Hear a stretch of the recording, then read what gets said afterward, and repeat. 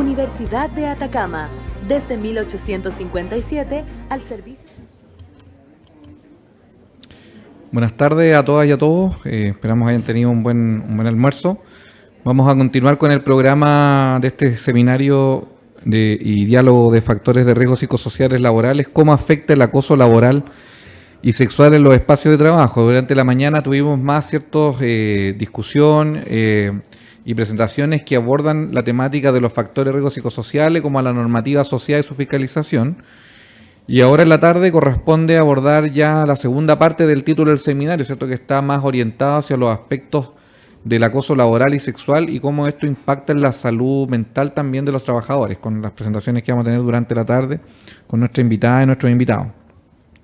Así como la siguiente presentación estará a cargo de la magíster Jimena Valencia Soto, de la Universidad de Chile. Ella es abogada, licenciada en Ciencias Jurídicas y Sociales de la Universidad de Chile. Es de la Unidad de Investigaciones Especializadas en Acoso Laboral y Sexual y Discriminación Arbitraria de dicha universidad. Tiene un magíster en Género, Desarrollo y Globalización en el London School of Economic and Political Science.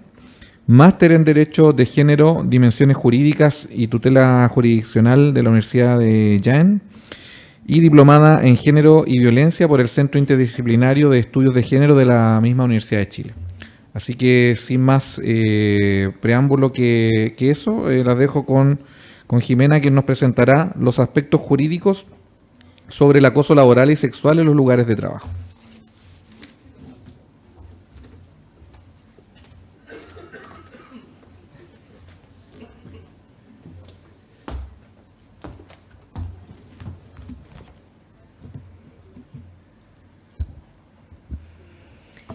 Buenas tardes a todos, a todas, a todes. Gracias por la presentación. En primer lugar, bueno, agradezco obviamente a la organización por la invitación, agradezco a la Universidad de Atacama y a la Seremi de Salud también de Atacama por una iniciativa tan óptima. Es muy interesante y es muy importante ver que los temas psicolaborales y específicamente el acoso sexual y el acoso laboral están tomando relevancia dentro del mundo del trabajo. También aprovecho de agradecer que inviten a una abogada. Siempre es interesante que conversemos entre distintas disciplinas y es un desafío, yo creo, para todos los abogados tratar de acercar el derecho a todas las personas. Se me pidió que hablara sobre los aspectos jurídicos del acoso sexual y el acoso laboral. Para eso pensé que principalmente puede ser interesante ver, por un lado, de dónde viene esta noción de acoso sexual y acoso laboral y cómo son entendidos los trabajadores o el mundo del trabajo hoy en día. Después me interesaría ver el acoso sexual y el acoso laboral por separado, cómo son tratados en nuestra legislación y cómo son concebidos en el mundo del trabajo desde el punto de vista del derecho. Me gustaría que viéramos la jurisprudencia, un poco de jurisprudencia al respecto. Mucho del acoso sexual y el acoso laboral es bastante casuístico. Muchas veces una situación, un tribunal la puede estimar como constitutiva de acoso laboral o sexual y no necesariamente otro tribunal va a concebir lo mismo. Y por lo mismo es un desafío ir viendo cuánto se mueven los cercos respecto de qué vamos a concebir como acoso sexual y acoso laboral. Y finalmente me gustaría plantear algunos desafíos que creo que pueden existir hoy en la materia. El acoso en Chile, tanto el acoso sexual y el acoso laboral, vienen asociados principalmente a la idea de, o al deber de no discriminar dentro del mundo del trabajo. El Código del Trabajo lo señala expresamente que están prohibidos todos los actos de discriminación, ya entendiéndose por tal todas las distinciones que puedan estar asociadas a distintas categorías, tales como raza, condición económica, orientación sexual, identidad de género, sindicación, religión, entre otros. Todas estas distinciones son contrarias a la normativa del derecho laboral y son principalmente consideradas como actos atentatorios a la dignidad y a la integridad de todas las trabajadoras y de todos los trabajadores. ¿Por qué se parte desde el principio de no discriminación? Porque se entiende que tanto el acoso sexual como el acoso laboral son conductas que atentan en contra de la dignidad y en contra de la integridad psíquica, física de todas las personas, y en este caso de los trabajadores. Parte de la, bueno, ahí está la conceptualización que existe en el Código del Trabajo, que ya la señalé. Y esta, aún siendo bastante relevante la noción de el acoso sexual y el acoso laboral, ambos tienen un tratamiento bastante reciente por parte de la normativa chilena. En el caso del acoso sexual, recién es tipificado o es reconocido en la legislación laboral en el año 2005, a pesar de que hubo múltiples intentos, si es que no me equivoco, alrededor de 14, desde el año 91 en adelante, por establecer las conductas de acoso sexual como conductas atentatorias hacia los trabajadores. Y en el caso del acoso laboral recién es reconocido expresamente desde el año 2012.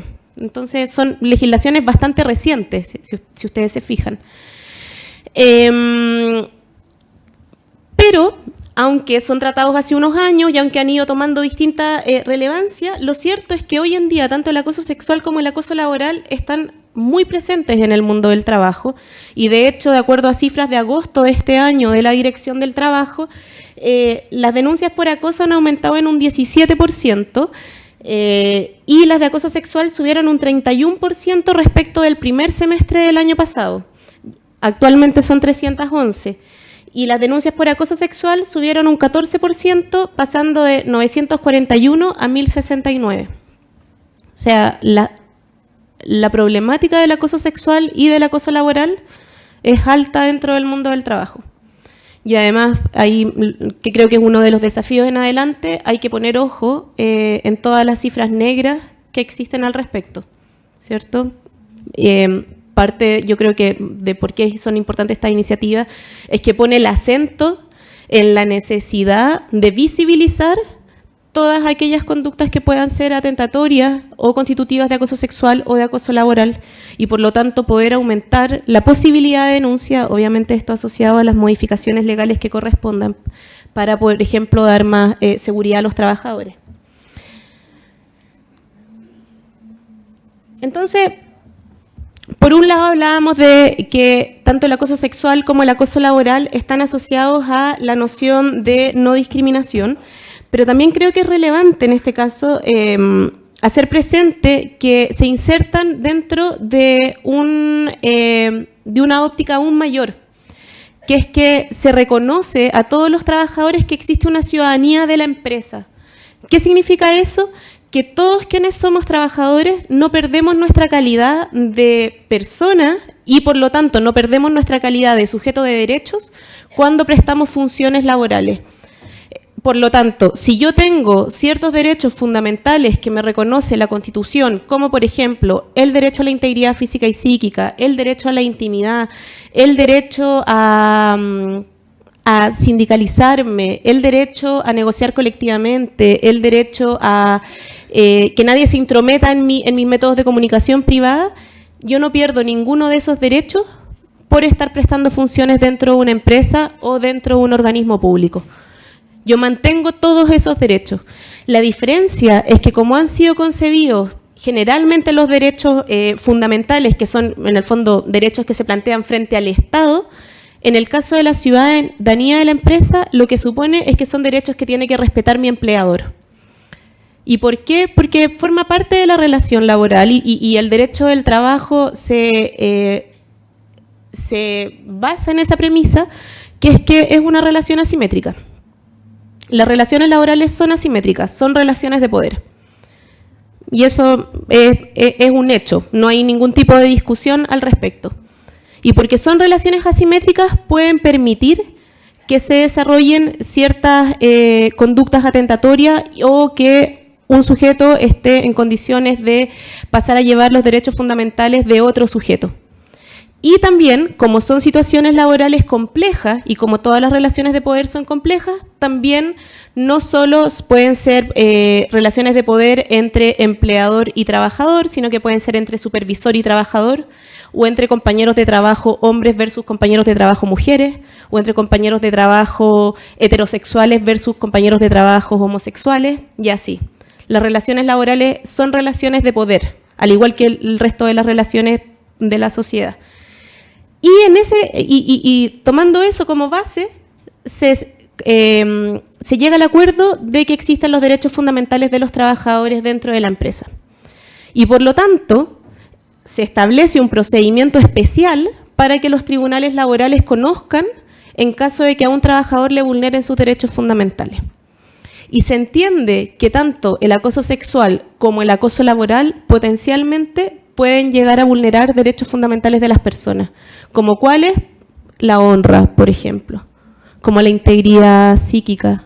Muchas veces llegan personas que ya tienen una depresión o cuadros de estrés agudos o de ansiedad.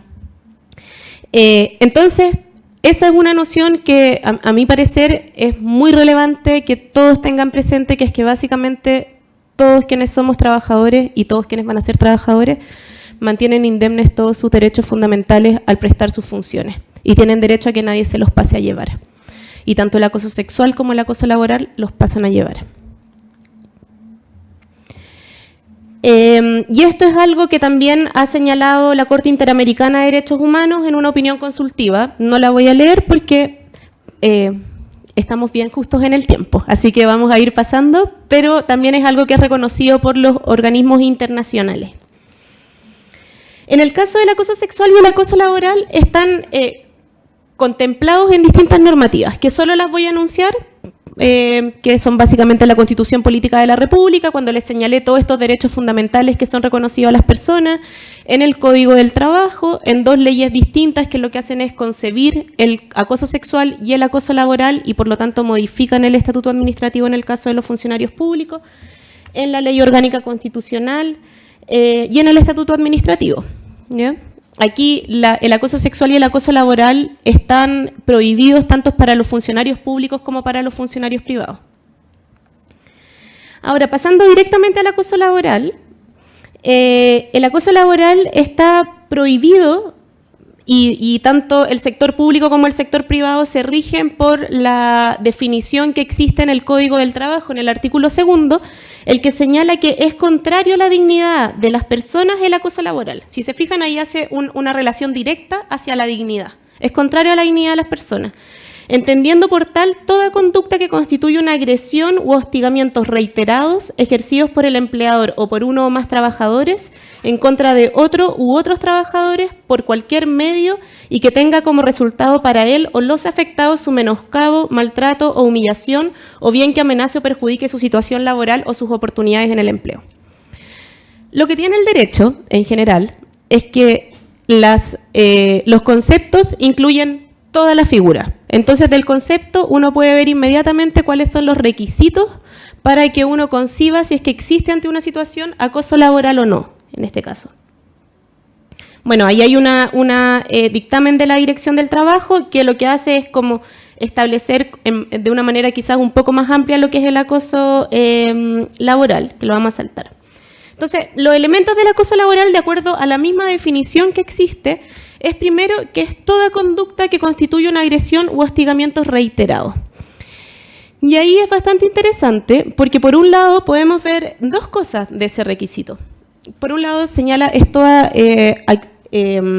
conducta, o sea, es una conducta que puede ser bromas, puede ser actos físicos, pueden ser a través de medios electrónicos y también puede ser omisiones. Si es que una persona no le hablan, si es que su jefe, por ejemplo, no le da las órdenes directamente y se las manda a dar a través de un compañero de trabajo, esa es una omisión. Eventualmente uno podría considerar que se trata de un acoso laboral. Entonces, por un lado, es todo tipo de conducta, no es una conducta tipo. Pero además es reiterada, ¿ya? Y ahí, bueno, hay diferencias dentro de la doctrina respecto a cuál es la relevancia que tiene que tener este carácter reiterado. Porque muchas veces ocurre que hay una situación puntual donde eventualmente un compañero de trabajo o un superior tiene como un exabrupto, le grita a otro y no necesariamente esa conducta va a entrar dentro del tipo del acoso laboral, porque ocurrió una vez, por ejemplo, ¿ya?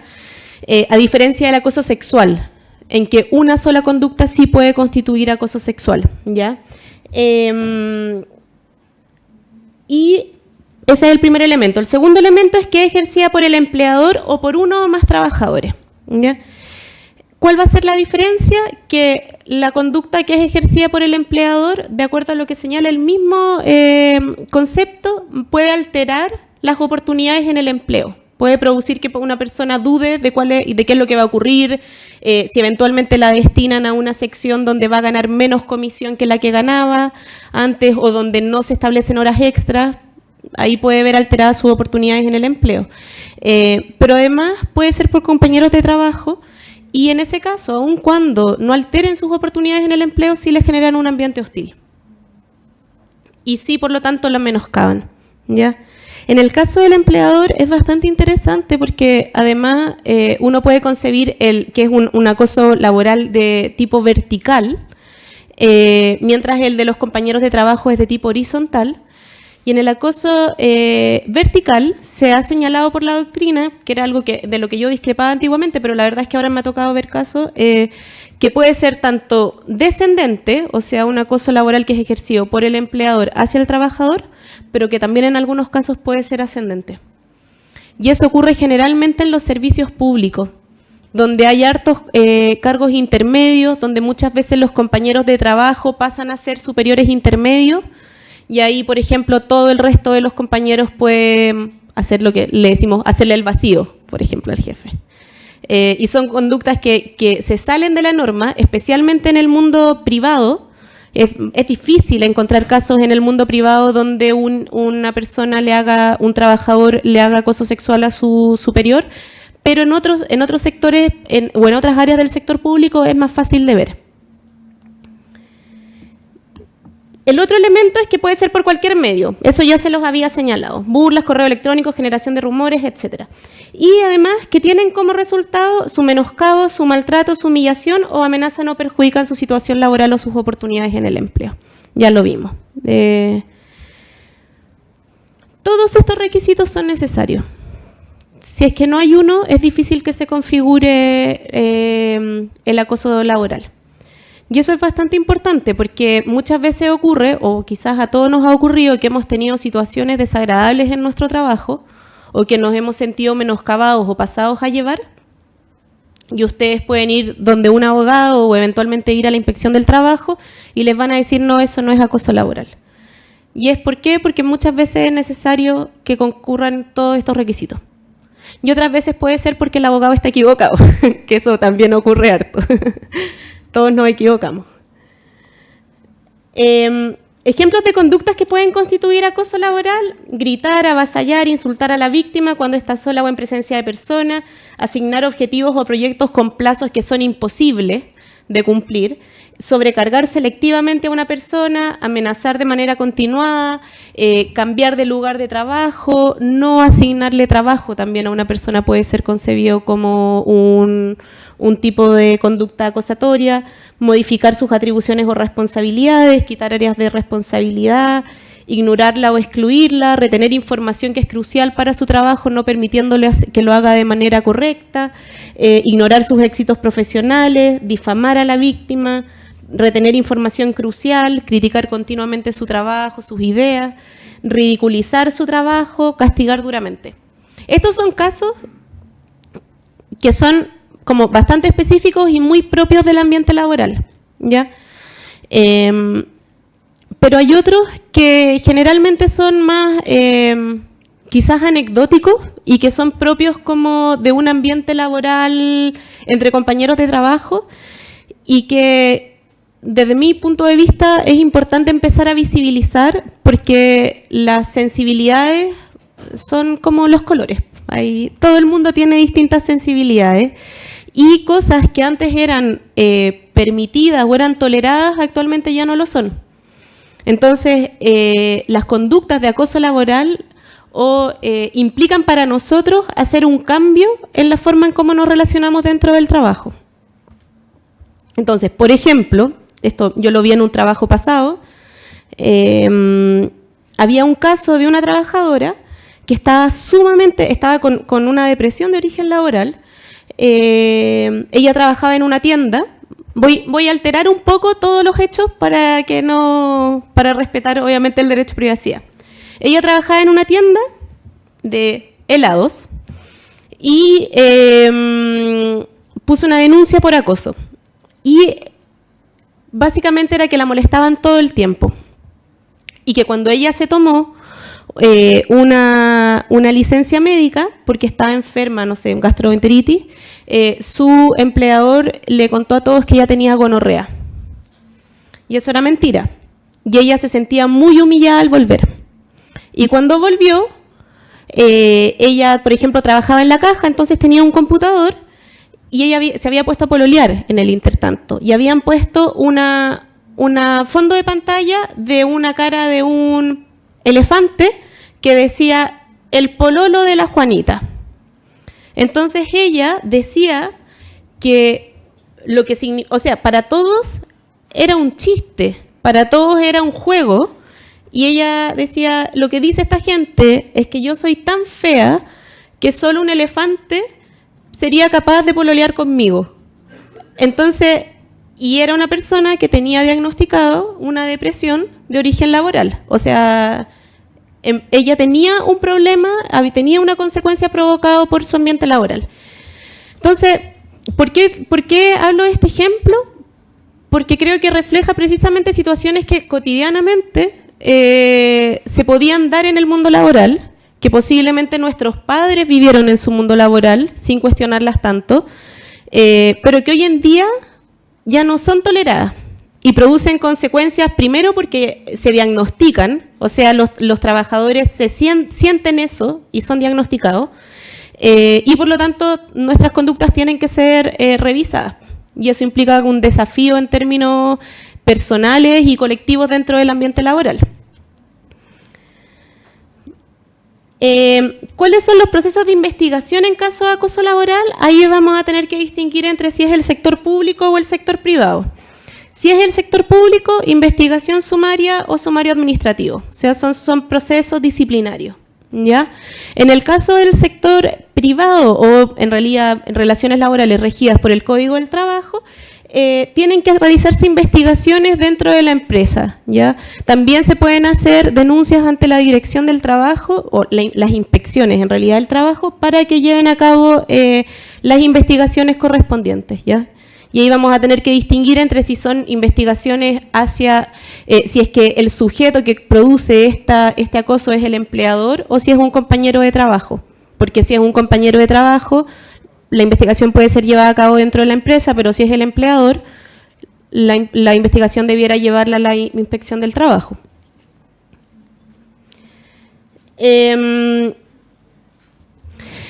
Acá, en materia de acoso laboral horizontal, tenemos que pensar que también hay un deber de cuidado por parte del empleador. Generalmente la responsabilidad establecida en el artículo 154 del Código del Trabajo, que es que el empleador está obligado a tomar todas las medidas necesarias para proteger eficazmente la salud de los trabajadores, generalmente suele ser asociado a los accidentes de trabajo. Pero también tiene que ser considerado en materia de acoso sexual y de acoso laboral. Entonces, si es que hay un acoso de tipo horizontal, el empleador tiene que tomar las medidas para investigarlo, para separar a las personas de sus funciones o tomar las medidas preventivas que sean necesarias. Y por lo mismo, en el caso de que no lo haya hecho, eventualmente puede ser multado posteriormente por la Inspección del Trabajo por no haber llevado a cabo este deber, ¿ya? Las sanciones pueden ser que establezca el reglamento interno, puede ser despido también. Hay una causal especial de despido sin derecho a remuneración por acoso laboral y en el caso del sector público pueden ser las propias del estatuto administrativo, ¿ya? La jurisprudencia de la misma Contraloría General de la República ha señalado que está proscrito los actos de hostigamiento que atentan contra la dignidad de las personas y que transgredir esta obligación constituye puede derivar en responsabilidad administrativa. Bueno, ahí hay más. Y me gustaría que nos detuviéramos en este caso para ilustrar que es un caso del 2010. La Inspección del Trabajo interpone una demanda en contra de una empresa por haber constatado que vulnera derechos fundamentales de una trabajadora musulmana, ¿ya? La trabajadora denuncia ante la Inspección del Trabajo estar siendo víctima de vulneración de derechos fundamentales, como lo habíamos hablado, indicando que es hostilizada desde hace varios meses mediante insultos a su religión, situación que se ha agravado en el último tiempo, señalando que es como product manager, que es como la jefa de supervisores, ordenó a los supervisores insultarla y molestarla. Tras realizarse la investigación correspondiente por las materias denunciadas, se constató que la trabajadora, que llevaba 3 años desempeñando la labor de agente telefónica, comenzó a ser víctima de discriminación por su religión musulmana. ¿Cómo se materializó la discriminación? Primero, porque esta supervisora dio una orden a los supervisores con el objeto de que procedieran a hostigarla y molestarla para producir su salida del trabajo, lo que comenzó un año atrás. Además, fue víctima de una serie de insultos y ofensas por parte de sus supervisores, tales como ahí va la perra musulmana, ahí va la loca, aquí estás en Chile, no hay árabes. Fue aislada del resto de sus compañeros de trabajo, señalando, por ejemplo, que a todos los trabajadores los hacían trabajar en computadores dispuestos en fila y a ella la dejaban sola en otro lado, o que a todos los trabajadores se les daba un break, pero a sus compañeros se les otorgaba en conjunto y a ella por separado, y por lo tanto debió reclamar muchas veces que le dieran su derecho a break. Al recibir la empresa llamadas de varios países y en ocasiones de árabes, ella los saludaba en su idioma, ya que dominaba el musulmán, situación que también le fue prohibida por parte de sus supervisores. ¿Qué señaló el tribunal? Que conforme lo antes referido, la parte demandante ha podido acreditar hechos que constituyen indicios o señales suficientes de un trato diferente a la trabajadora respecto de sus compañeros, fundado específicamente en la religión que ésta profesa, la que se materializaba a través de los insultos que hacían referencia a su credo y en tratamiento que se le daba diariamente al hacer diferencias negativas en cuanto a la hora y consecuencialmente la forma de su descanso, al asignarle un puesto de trabajo alejado de sus compañeros, además de impedirle situaciones tan cotidianas como hablar con los clientes que se comunicaban en un idioma diferente al español, tal como ocurría con el resto de sus compañeros, sin ningún fundamento legítimo para ello, todo lo cual le provocó una depresión severa. Ahí señala, bueno, los hechos fueron controvertidos, pero no hubo credibilidad por parte de la empresa. La conducta desplegada por la supervisora dentro de su horario de trabajo, en cumplimiento de sus funciones y en representación de la demandada, porque ella no era directamente la empleadora, pero sí era una supervisora, entonces dice, está actuando en representación de la empleadora, en orden a tratarla, entre otros conceptos, como perra musulmana, señalarle que tenía que retirarse del país por la religión que profesaba y discriminarla por dicha situación, produjeron en la trabajadora un menoscabo a su integridad psíquica y el respeto y protección a la honra, consagrados en el artículo 19, número 1 y 4 del Código del Trabajo. Lo primero, la integridad física y psíquica, por cuanto ahora sufre una depresión mayor y vio disminuir paulatinamente sus competencias en el trabajo y su derecho a la honra por todas las burlas y los insultos que le proferían, ¿ya? Como pueden ver, bueno, y ahí hubo distintas sanciones que las vamos a ver, pero lo que me interesa es que el vínculo que existe entre estas conductas y la vulneración de derechos fundamentales. Ella demanda una acción de vulneración de derechos fundamentales, pero que se basa en un constante hostigamiento. Y este constante hostigamiento, como ustedes ven, están relacionados con acciones positivas y con acciones negativas, también con omisiones, ¿ya? Y provocan en ella toda esta depresión, finalmente. ¿Cuál es la sanción? Bueno, que tenían que cesar inmediatamente la vulneración poniendo fin a los malos tratos, pero además, como medida de reparación, se estableció que tenía que tener una nueva supervisora, que no se le iba a asignar como jefe a ninguno de los supervisores que la había menoscabado, que tenían que destinar a los supervisores a un lugar de trabajo físico distinto de la trabajadora, y eso es interesante porque generalmente en los casos de acoso, que a mi parecer es un problema, se destina a la persona que denuncia a otra área.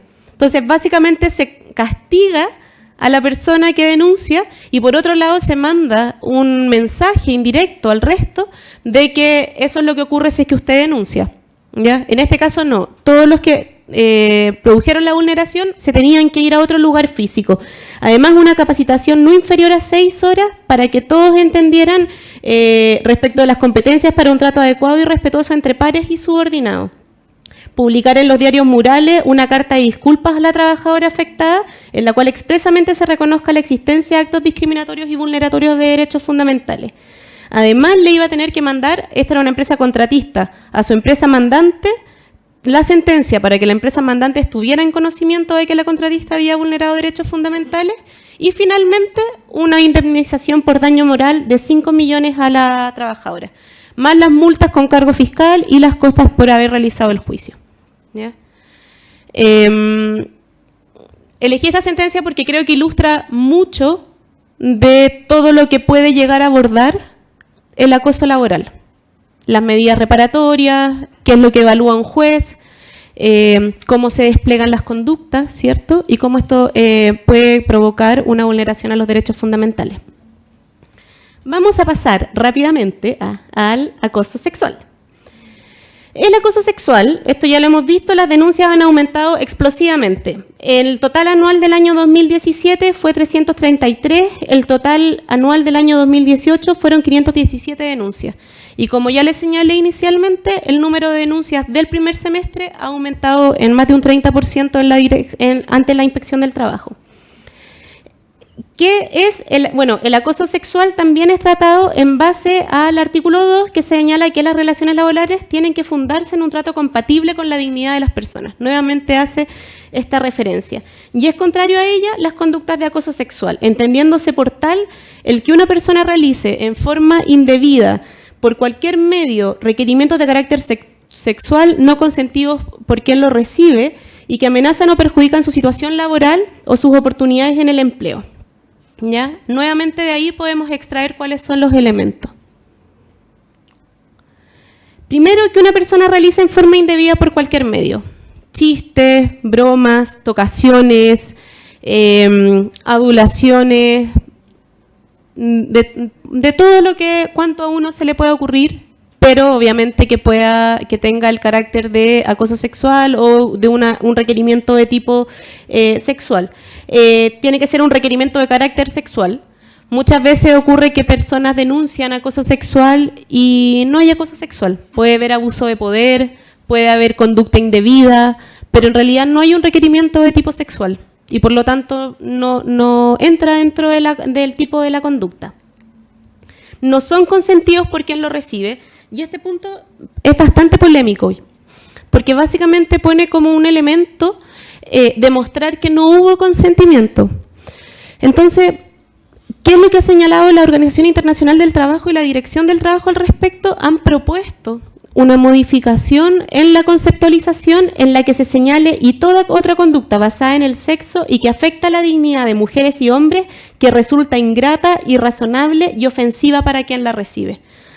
Básicamente se entiende que si una persona denuncia una situación de acoso sexual es porque le fue ingrata, es porque le fue indeseada y no debería demostrar que no fue consentida.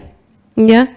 En otros países generalmente hay una presunción, como en España, de que si uno señala, si uno denuncia, se entiende que no fue consentido. ¿Ya? El estándar, y yo creo que el estándar, lo que está pasando ahora, cuando están aumentando el número de conductas, o de denuncias por acoso sexual, es que plantea el desafío de cómo se va a entender esta falta de consentimiento. O qué ocurre, por ejemplo, en situaciones más límites, cuando se trata, por ejemplo, de trabajadores que están en una celebración de la empresa y están bajo el efecto del alcohol. ¿Va a haber o no va a haber consentimiento? Porque ahora el nivel de denuncia está aumentando. O, por ejemplo, ahora que hay una serie de políticas que promueven la idea de que cuando una mujer dice no es no. Acá estoy hablando de esta política en general, no estoy diciendo que el acoso sexual ocurra solo hacia las mujeres. Pero si una persona dice no una vez y después dice sí, ¿hay consentimiento o no? O sea, eso son los desafíos que se plantean y las problemáticas en realidad respecto del tema hoy en día.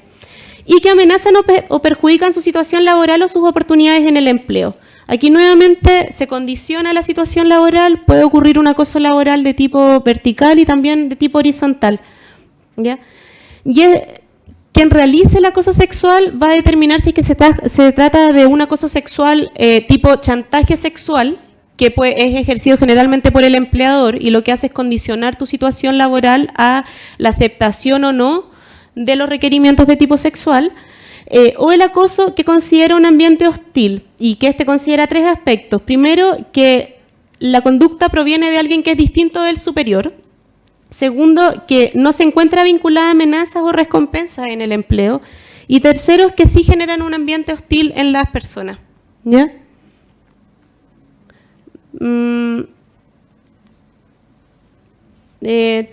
Los derechos fundamentales que se entienden lesionados mediante el acoso sexual son los referidos a la dignidad de las personas, integridad física y psíquica, el derecho a la honra, el derecho a la no discriminación y a la no discriminación, claro. ¿Cuáles son los procesos de investigación en caso de acoso sexual? Nuevamente hay que distinguir entre el sector público y el sector privado. En el sector público, los procesos disciplinarios, investigación sumario, sumario administrativo. Y en el caso del sector privado, la empresa tiene que, de acuerdo a lo establecido en el Código del Trabajo, debe establecer un proceso de investigación de acoso sexual, ¿ya? En el reglamento interno. ¿Cuál es el problema al respecto? Es que suele tratarse de un procedimiento más bien neutro y donde muchas veces pasa en tribunales que si la empresa demuestra que simplemente dio cumplimiento al procedimiento, por ejemplo, hay un caso donde una trabajadora denunció haber sido víctima de acoso sexual y que la empresa no había constatado este acoso sexual. Y lo que resuelve el juez es que dice, efectivamente, queda en evidencia que hubo una situación de acoso sexual. La trabajadora, como la empresa no constató, o después de la investigación resolvió que no había acoso sexual, se autodespidió. ¿Saben lo que es el autodespido? ¿Sí? Ya. Para quienes no saben, muy brevemente, es básicamente que yo me despido porque la empresa incumplió con una obligación y por lo tanto me tiene que pagar todas las indemnizaciones que corresponderían en el caso, suponiendo que al revés me hubiese despedido y me tenga que pagar todo, ¿ya? Es más o menos así, más los recargos correspondientes según la causal. Entonces, lo que hizo esta trabajadora fue que dijo, yo me autodespido porque estoy siendo víctima de acoso sexual, denuncié ante la empresa, ustedes llevaron un proceso y no lo constataron. Y fue a tribunales. Y lo que dijo el juez fue, efectivamente, queda en evidencia que esta trabajadora era víctima de acoso sexual. Es cosa de ver los mensajes de texto, porque además hay que tener en consideración que hoy en día los WhatsApp, las fotos son una fuente, una prueba bastante evidente. Entonces dijo, evidentemente era víctima de acoso sexual, pero la empresa llevó a cabo una investigación que cumplió con todos los procesos formales. Y por lo tanto no hay ningún tipo de incumplimiento de su parte y por lo tanto el autodespido es injustificado. Entonces ahí también es interesante cuál es el estándar que tiene que tener un procedimiento de investigación de los casos de acoso sexual. Porque si no, muchas veces lo que se evalúa es si es que formalmente se dio cumplimiento o no a la medida. Y además hoy en día, bueno, sería óptimo que estas investigaciones, tomándome un poco de lo que decía delante Juan, sean, así como las fiscalizaciones, sean llevadas por gente que tenga sensibilidad en la materia, que tenga cierto dominio de la materia para evitar dobles victimizaciones. Muchas veces en los procedimientos se hace que las personas repitan 2 o 3 veces qué fue lo que les sucedió. Eso los victimiza nuevamente. Que sepa qué se puede preguntar y qué no. Y que trate de evaluar si es que las conductas constituyen acoso sexual o no, más que indagar en la vida, por ejemplo, moral de las personas involucradas en su vida privada. ¿Ya? Vamos a saltarnos. Bueno, lo que me parece interesante aquí estaba como... hay unas medidas de resguardo que tienen que tomarse tanto en el caso en el sector público como en el sector regido por el Código del Trabajo. Y es muy importante porque cuando las personas denuncian, tienen que tomarse medidas para separar los espacios físicos, para redistribuir la jornada y generalmente, como les decía previamente, estas medidas son adoptadas por parte del empleador moviendo a quien denuncia. Y esto va en contra de los protocolos en general que se han establecido en la materia, va contra los propios principios que rigen como estos procedimientos, ¿ya? Bueno, se va a llevar una investigación interna, por temas de tiempo nos vamos a detener ahí. Sí me gustaría, bueno, las sanciones nuevamente puede ser despido, y en el caso del estatuto administrativo establece expresamente que puede un funcionario ser destituido si es que comete actos de acoso sexual, ¿ya? El acoso sexual es una expresión de la violencia de género en el mundo laboral. Aquí voy a hacer la prevención clásica antes de que me pregunten. Sí, los hombres también son acosados sexualmente. El problema es que no están en las estadísticas, porque no denuncian. Entonces, yo los invito a que denuncien en el caso de que sean acosados sexualmente, porque hasta el momento no lo son.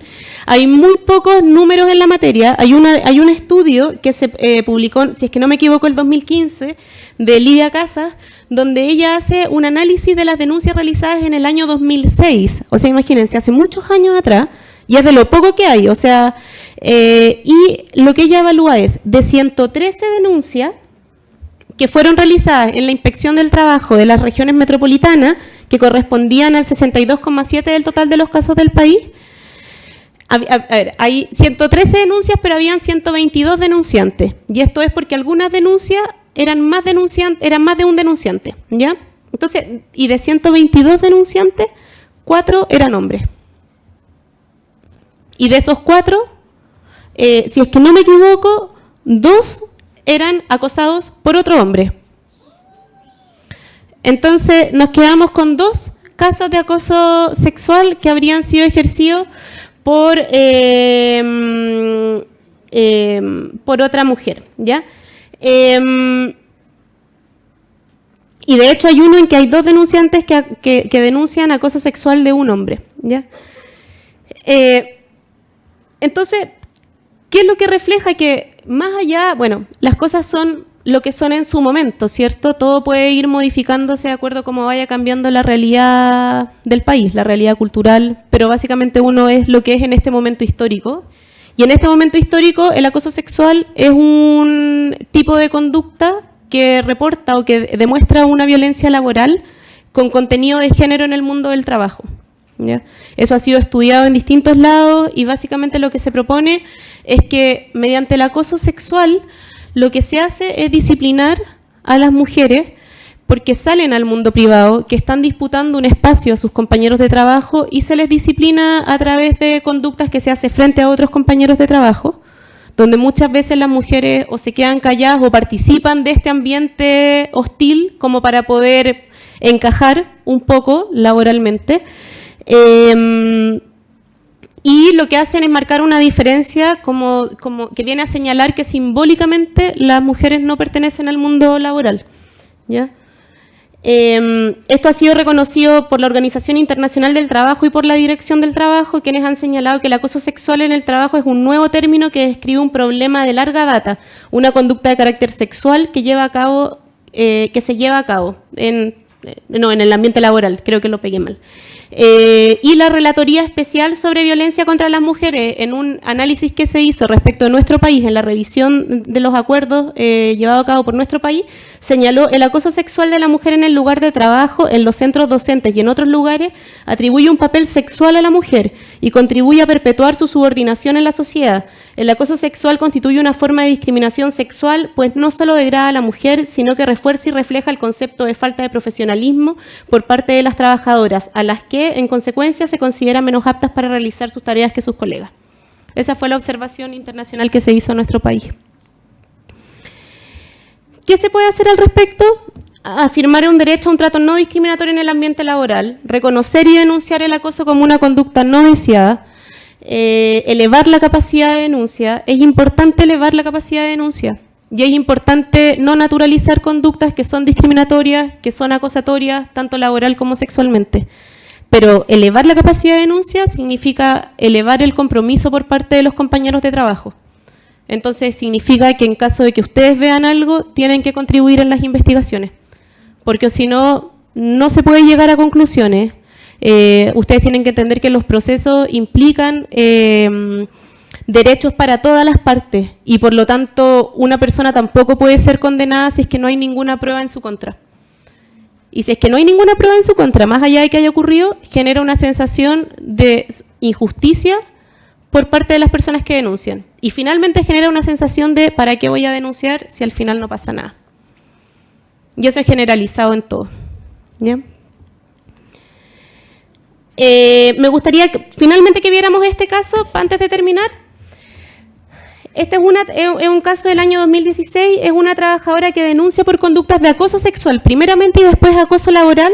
Ella trabajaba en un café con pierna, en el Café Caribe, como garzona en barra y mesas exteriores. Indica que fue objeto de roces corporales y expresiones obscenas reiteradas, no obstante siempre haber rechazado el actuar de este que era su supervisor, era el administrador del local. Señala que durante enero del 2016 y los días de febrero, antes de tomar vacaciones, el administrador comenzó a tocarle los glúteos con su zona pélvica, haciéndole punteos, lo que aprovechaba cuando ella se dirigía a la máquina de café o té, pretextando y aprovechándose de la estrechez del espacio. En el subterráneo, donde están los camarines junto al baño, buscaba rozar su cuerpo y la manoseaba, abría la puerta del camarín para sorprenderla vistiéndose o desvistiéndose.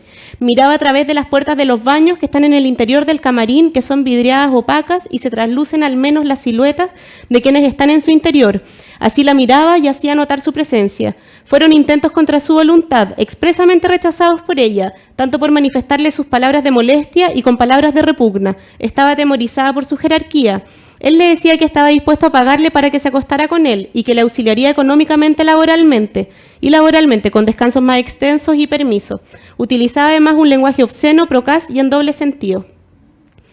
De vuelta de sus vacaciones, ya en marzo, el acosador se puso agresivo ante sus categóricos rechazos y su total desinterés en sus ofertas e intentó besarla a la fuerza, lo que ocurrió en el subterráneo del local. También repasó sus manos por sus piernas, la amenazó con despedirla, comenzó a tratarla de tonta, retándola cada rato, encontrando malo su trabajo, sin darle descanso en el trabajo, apurándola en todas las labores, con una mirada rabiosa y ceño adusto.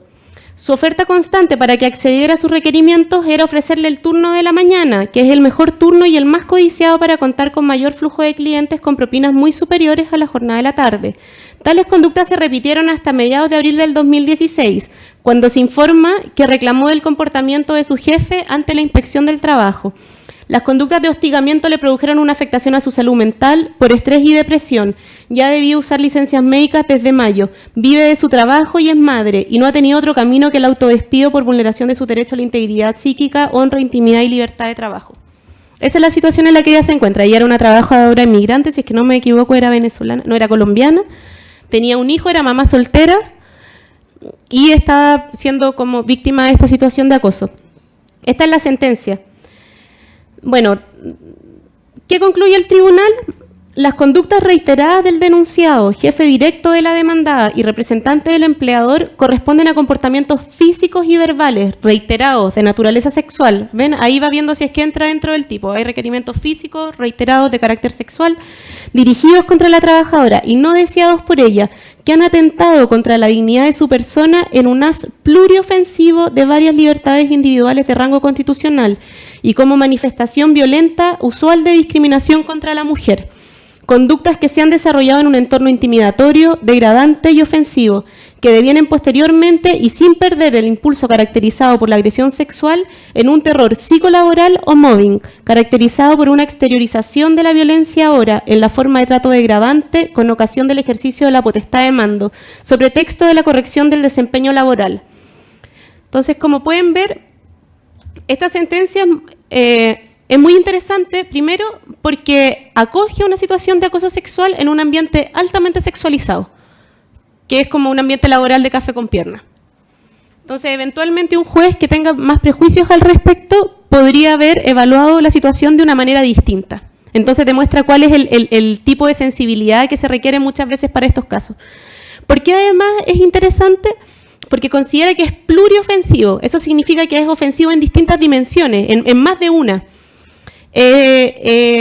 Pasa a llevar su honra, pasa a llevar su dignidad, pasa a llevar su integridad física y psíquica, pero además señala expresamente que es una conducta de violencia de género, es una conducta de violencia sexual. Y eso no ocurre generalmente en tribunales, porque en tribunales lo que suelen hacer los abogados, y por lo tanto los jueces lo cogen de esa manera, es que dicen, yo soy víctima de una situación de acoso sexual y por lo tanto estoy pasada a llevar en mi integridad física o psíquica o en mi honra. Y él lo que dice es, no, acá además hay una situación de violencia de género claro, donde claramente a ella le hacen esto por ser mujer. Pero además finalmente es interesante porque demuestra cómo puede funcionar esto, que es básicamente una serie de requerimientos de tipo sexual que están aparejados a una serie de ofertas de orden laboral y que cuando ella los rechaza definitivamente devienen en un acoso laboral, en lo que el juez declara psicoterror laboral. Entonces, en ese sentido es bastante interesante. Ahora, para cerrar, ¿qué me gustaría que como dejar un poco en claro? Primero, que creo que esta es una materia de suma relevancia. Por eso, además, aplaudo que se haga este tipo de encuentro. Es una materia que, además, por el tipo de socialización que ha existido, está siendo cada vez más denunciada y que requiere, por lo tanto, de profesionales que se empiecen a especializar en la materia, que además viene a considerar las múltiples dimensiones de la relación laboral.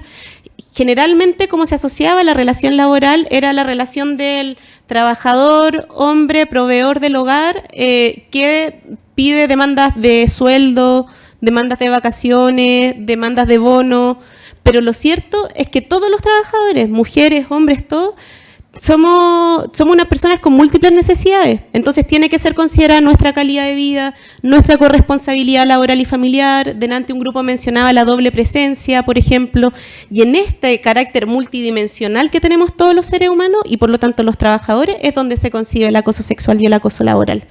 Se requiere tomar medidas preventivas acordes, como lo señalamos. Los procedimientos dan cuenta de una falla en el sistema, tienen que modificarse, tienen que establecerse, tienen que adecuarse, yo creo que al día de hoy. Es importante el rol que cumplen los empleadores, los trabajadores y los funcionarios, y implica también cuestionarse los requisitos de todas las figuras y también implica para nosotros individualmente cuestionarnos cuál va a ser nuestra forma de actuar. Implica también hacer el luto, quizás, de entender que hay ciertas cosas que podían resultar entretenidas, pero que ya no debieran hacerse más porque uno no necesariamente sabe cómo es el trabajador que tiene a su compañero de trabajo, qué es lo que siente su compañero de trabajo, y eso hay que respetarlo. Así que eso sería. Y ahí están las fuentes que ocupé para hacer la presentación.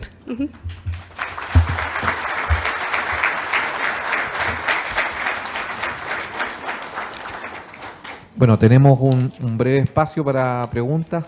Se ofrece la palabra. Ya. Dije breve, ¿no? Lo que les pido, sí, que hagan la pregunta y no todo un relato, sino que idealmente bien precisa la pregunta. Vamos a ir primero con la suya y después, ¿quién levantó la mano por allá? Después con usted. Después con usted. Ya. ¿Tres preguntas? Buenas tardes. Con respecto al último ejemplo que puso, yo quisiera saber si tuvo que utilizar medios de prueba esta trabajadora, porque podría ser lo que yo digo y él dice, o sea, ¿y qué medios de prueba tuvo que tener para demostrar que efectivamente le estaban haciendo todos esos hostigamientos? Sí, bueno, felicitarla por la presentación, primero que nada, muy buena. Gracias. Poco tiempo nomás.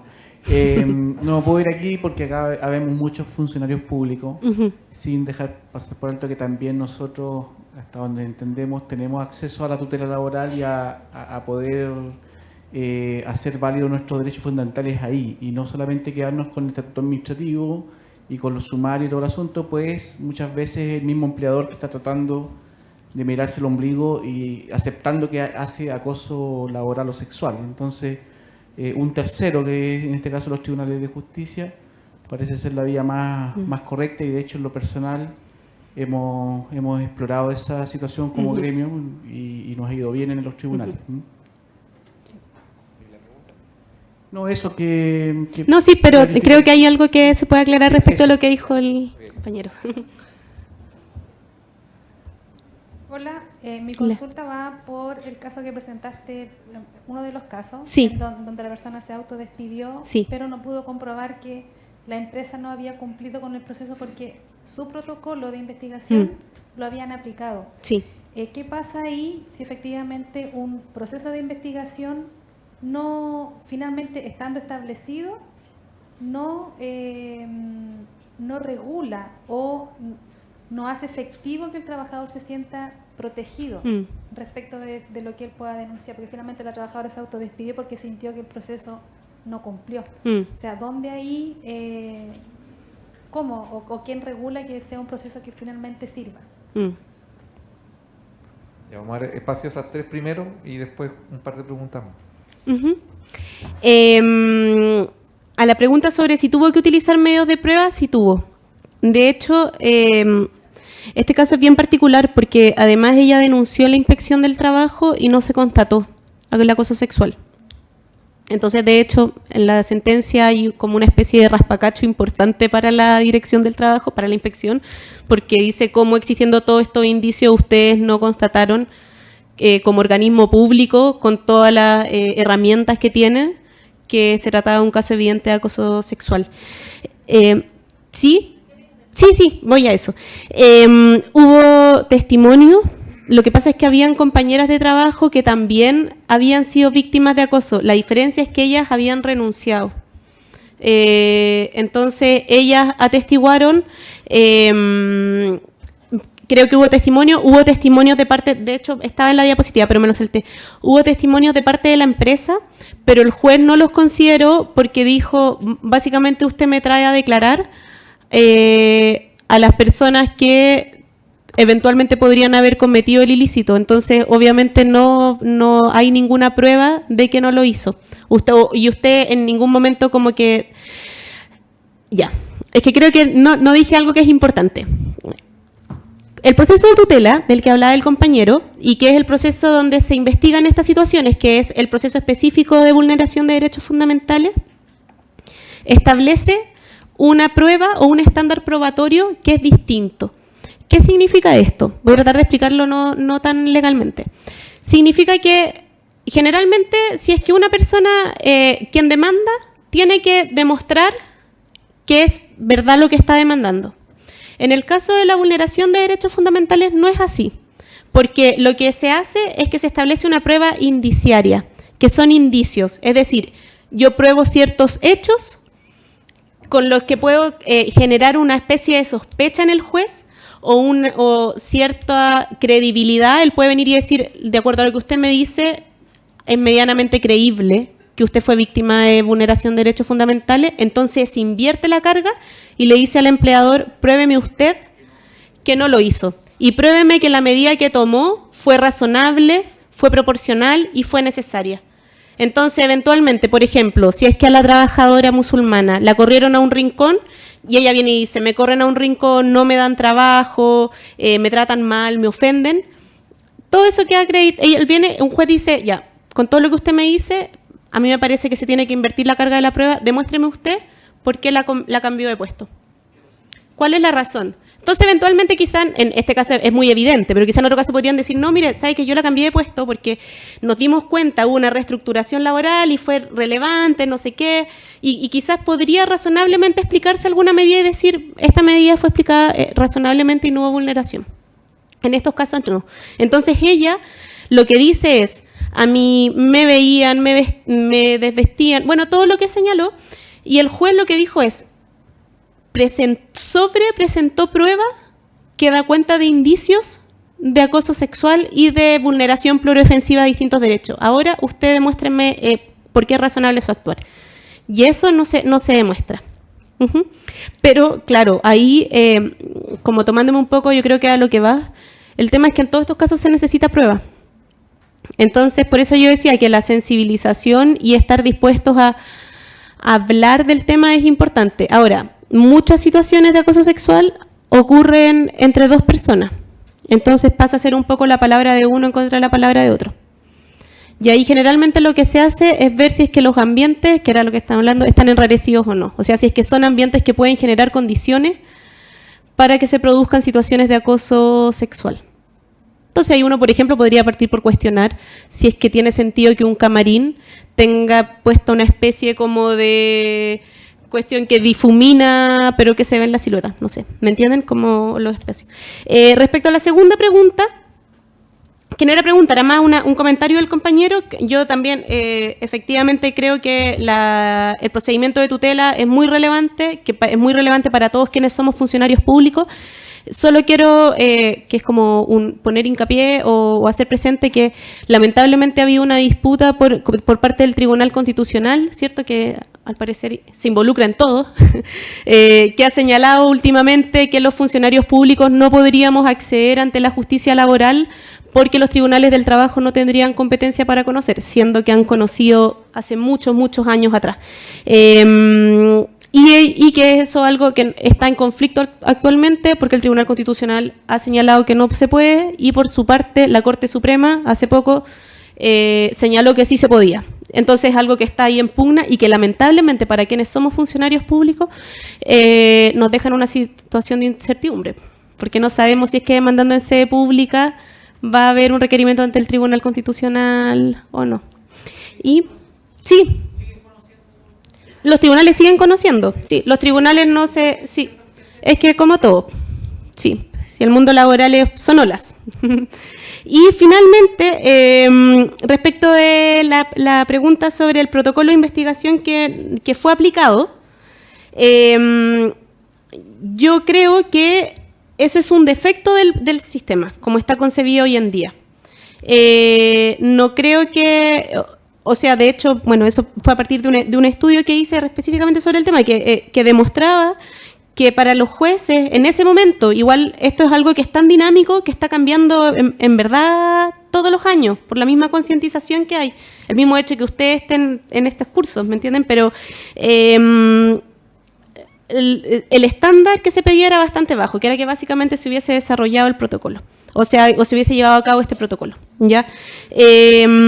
Y yo creo que ahí eventualmente lo que uno podría hacer, pero esto ya es, o sea, como considérenlo o no, porque básicamente como yo actuaría es que eventualmente uno podría ir directamente a tribunales si es que no tiene un resultado concreto o correcto y decir estoy siendo víctima de acoso y hacerlo directamente, ya, ante la persona.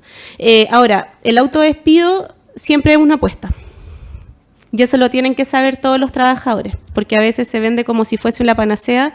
Y la verdad es que no, es una apuesta porque hay muchos trabajadores que están apostando todos sus años de servicio y tienen requisitos que son formales. O sea, muchas veces que hacen una carta de renuncia así, me autodespido, muchas gracias por todo, y no saben qué tienen que poner específicamente los hechos por los cuales se autodespiden, las fechas en las que ocurrieron.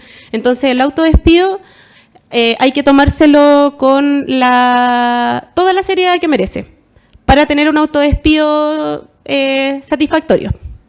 Sí.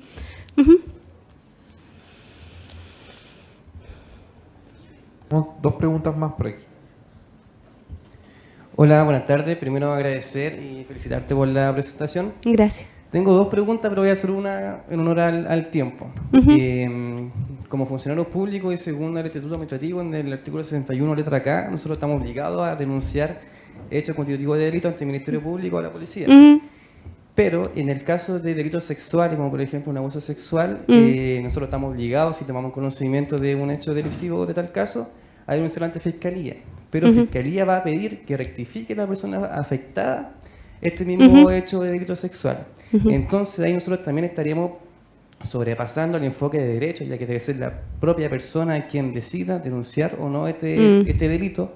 Y podemos observar que existe como una incongruencia entre el Estatuto Administrativo con nuestras obligaciones como funcionarios públicos y también lo que me dice Fiscalía. Entonces, según tu criterio, ¿cómo podríamos avanzar para poder encontrar una congruencia en este ámbito? Gracias. Sí. Había otra pregunta acá. Felicitaciones. Señorita abogada, No lo veo. Ah, usted ya, nos informó, ¿cierto?, de 4 casos de acoso sexual de varones, de los cuales 2 entre ellos mismos, del mismo sexo. ¿Se registran casos entre mujeres? De acuerdo a lo que yo vi, o sea, de acuerdo a ese estudio, no.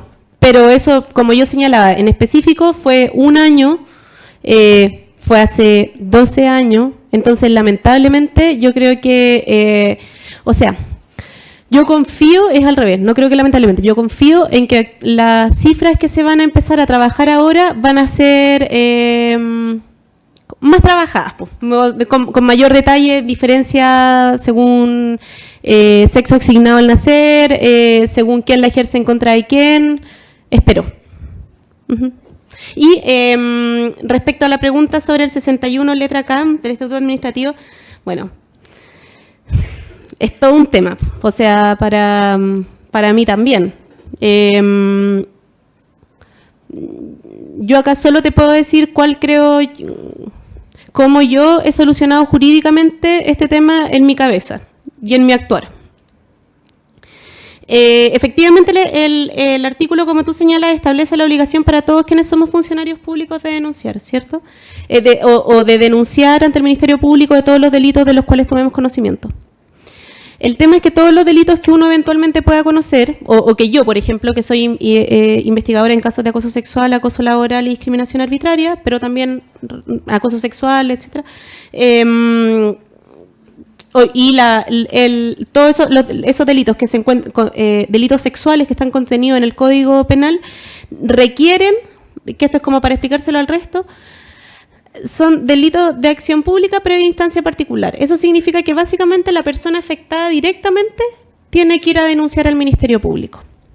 Entonces, si una persona fue violada, la persona tiene que ir directamente al Ministerio Público a denunciar. ¿Qué es lo que pasa para quienes somos funcionarios públicos? Decimos, hay una norma que me obliga a denunciar, pero se trata de un delito que solo es denunciable por quien fue víctima de aquel, ¿ya? Yo sumaría un factor al que tú dices, que es que en muchos casos, en ciertos ambientes, las personas piden que no haya denuncia penal. Ellas no quieren pasar por una denuncia penal, ya sea porque no se quieren ver involucrados en un delito penal. Yo creo que además hay un factor extra, que es que todavía a todos nos da mucha culpa eventualmente someter a una persona, aunque nos haya hecho, no sé, algo muy grave, a un juicio penal, no sé, pensar hasta en cárcel. Creo que ahí hay un elemento subjetivo importante además.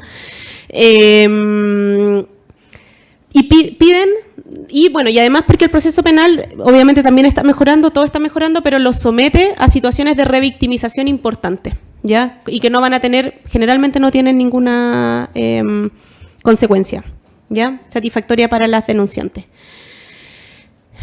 El tema es que se mantiene el deber para nosotros. Y hasta el momento no ha existido ninguna reforma legal ni ninguna propuesta por parte de Contraloría de eximirnos, en este caso en particular, de ese deber a los funcionarios públicos. Entonces, si es que eventualmente nuestros superiores decidieran hacernos un sumario por no haber dado cumplimiento a eso, podrían perfectamente destituirte. Pero voy a agregarle algo más. El Código Penal establece, si es que no me equivoco, en el artículo 255, que eso constituye delito. No denunciar los funcionarios públicos cuando tomamos conocimiento de un hecho que constituye un ilícito. Entonces, es un tema que no tiene mucha salida. Hay un dictamen de la Contraloría, que yo entiendo que está vigente, que en un caso en particular respecto de... me parece que a unos funcionarios públicos les robaron un auto que era de la municipalidad, estoy inventando. Y ellos, bueno, fueron sumariados, pero no se puso denuncia por haberse perdido esto, o por la sustracción del vehículo. Y lo que señaló la Contraloría era que no correspondía que en el caso, como hacer esas denuncias si es que la persona no es funcionario público. Como decían, como quien sustrajo el vehículo no era funcionario público, no había que poner en conocimiento del tribunal esto. Entonces, eventualmente, si es que uno conociera de un caso donde el denunciante no fuese funcionario público, de acuerdo a ese dictamen uno podría decir no es obligatorio, pero aún así el riesgo es muy grande.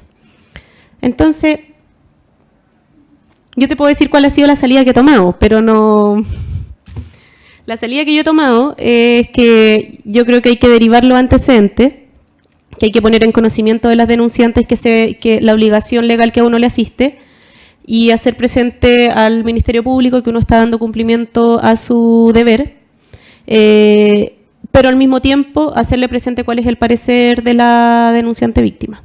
Entonces, decir, la denunciante víctima fue debidamente informada de que tiene el derecho a interponer esto y en ese caso que lo haga, y por ejemplo, y ella ha dicho que sí, que quiere, o decir, y ella se presente que no quiere. Y ahí que siga el curso penal hasta que esto se resuelva. Porque además este tema ha agarrado mucho vuelo, y hay muchos abogados además también, o sea, es mucho lo que está en juego en los procesos disciplinarios. Y entonces uno no sabe qué puede pasar después, y es un deber que tenemos todos los funcionarios públicos. Bueno, agradecemos a Jimena, yo creo que era una muy buena pregunta para después del almuerzo. Claro, me desperté. Pero me desperté y el resto durmió. Así que creo que se cumplió. Le damos un aplauso. Sí. Gracias.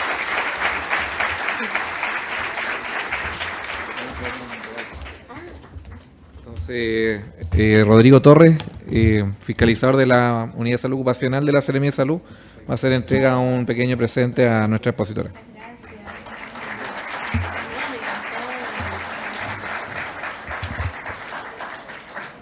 Se lo ganó con la última pregunta. Ese laberinto jurídico. Muchas gracias. Bien.